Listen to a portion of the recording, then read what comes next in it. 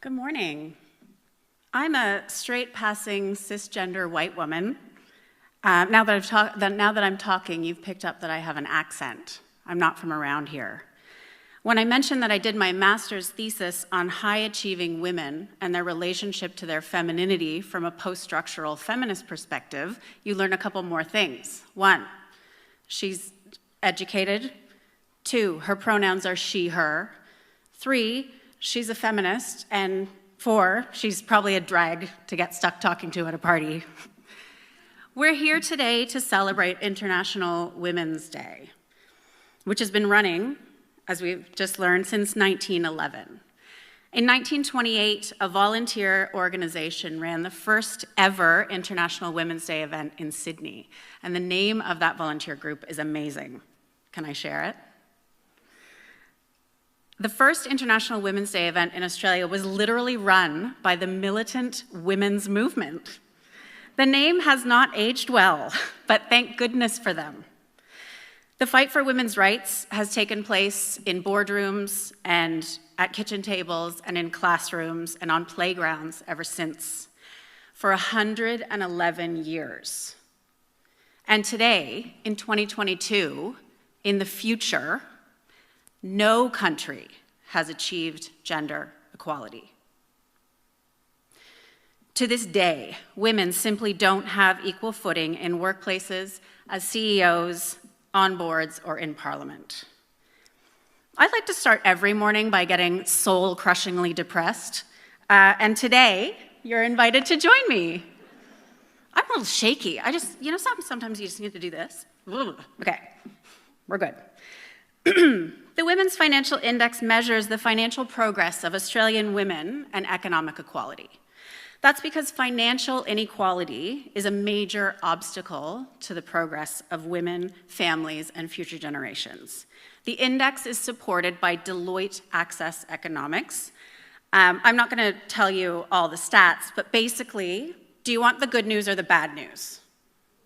The good news. I thought so. So, the good news is women's equality improved in 2021. This surprised the Deloitte eggheads because everyone thought that the COVID situation would further derail women's economic financial progress. And there are a couple of things that actually contributed to this improvement. Number one, and it's funny, but this is a very small thing that has actually improved women's financial outcomes in Australia in last year. Some men in heterosexual couples took on more unpaid work in the home. I know. There have been also skills shortages thanks to border closures, so more opportunities maybe for people who weren't involved in the workplace. And there has also been a small increase in gender diversity in ASX board positions. But you've got to know there's bad news. And I'm going to need some help here. I know we all love an audience participation game. This is going to be quick, but not necessarily painless. When I count to 3, I need all of you, we all have masks on, so we're going to have to say it loud. When I count to 3, I would like you all, please, to shout out the number that comes after 58, okay? So the person who shouts the loudest gets no prize, but the number that comes after 58 on 3. 1, 2, 3. 59. 59 is the number of years it will take to achieve total gender equality in Australia at the current rate of change. 59 years. So in 59 years, it will be 2081. And I'm sorry, it does. It gets worse. Because the 59-year thing represents this country. At the current rate of change, women around the world will achieve financial equality in 257 years. That means that the first baby girls born into a world in which they hold financial equality will be born in 2259. Which brings me to bias. The theme of International Women's Day this year is break the bias. The idea that there's a strong bias against women, the idea is that there's a strong bias against women in the world, and there is. There's also a reason why Australia is only 59 years away from gender equality. As we just learned, racism, sexism, discrimination are baked into the structures around us. We live in a world that has been colonized by white men. The systems of power in which we continue to exist were created by and for white men. So when it comes to bias, it's important that everybody understand that. Every interaction that we have is informed by these same systems. And because of that, we all ourselves have biases. It can be tricky to see and hard to admit and interrogate, but it is impossible to be a human being in this world and be free of bias. That's because bias starts in our brains. Our brains are hardwired to trust what's familiar and be suspicious about what's unfamiliar. It's a basic survival instinct that has allowed us to stay alive for this long.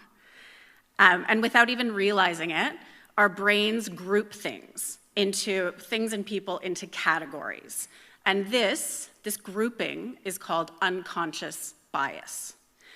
Our brains are busy places. They receive about 11 million messages a second. We capture about 50, and our brains only process about 7 of those messages. The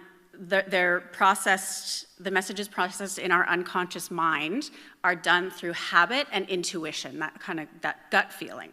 It notices patterns and places things and people into categories based on age, sex, gender identity, skin color, ability, education level, income.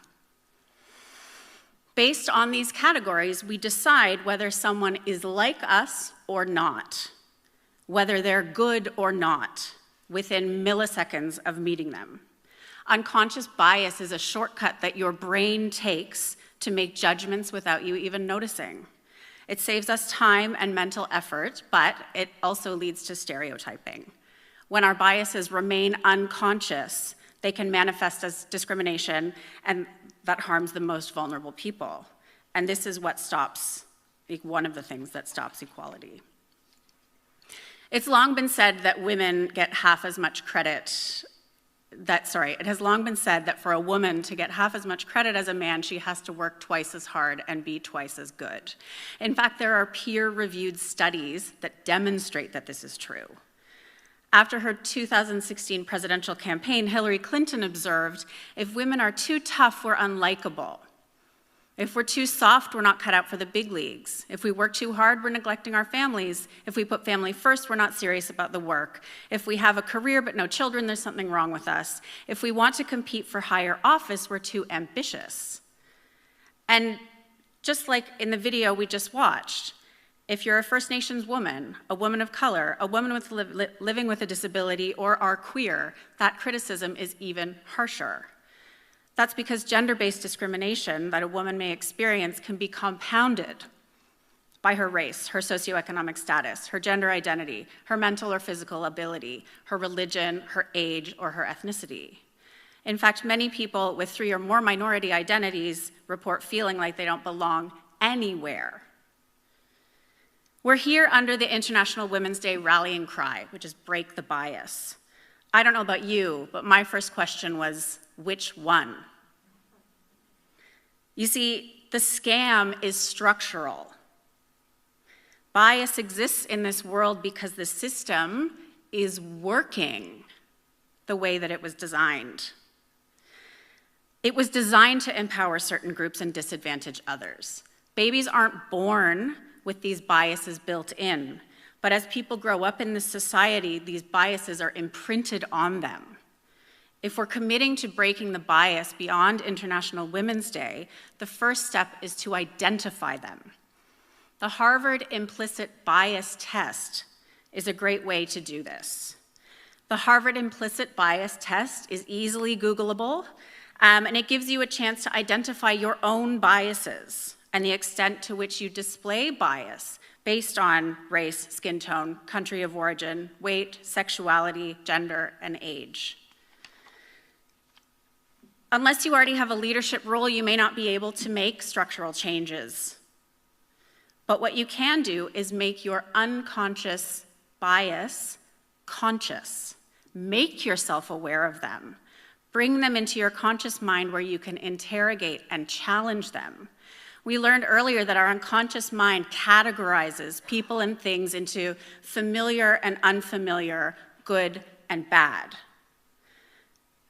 While the conscious mind is quick and intuitive and emotional, while the unconscious mind is quick, intuitive, and emotional, the conscious mind is slow, deliberate, and nuanced. Acknowledging and challenging your own biases is step one. After that, you can help break the bias through your decision-making. You can use the power that you do have to vote for parties that support equality for all women. The companies you support, the voices you elevate, and the conversations you start all contribute to breaking the bias in a very real way. You can educate yourself about history and about how systems of oppression affect marginalized people. Accept that you have biases and then work intentionally, deliberately, and proactively to dismantle them. If you're in a position of privilege, use it to challenge the status quo. If you make a mistake while you're learning, be open, learn, apologize, move on. Remember, we don't do to other people what we ourselves are trying to escape from. And I just heard this poem this morning, which is by the poet Alok. And they say, "When I die, rewind the heart attack. What power precipitated it? Unfurl the tumor. What policy prescribed it? Dissect the culture, not just my corpse. Diagnose the world. Hold one big stethoscope to it and listen." The only way to break the bias in your home, in your community, and in the world is to look within. Know thyself, and then vote with your feet. 257 years could become 180 in our generation. 59 years could become 41.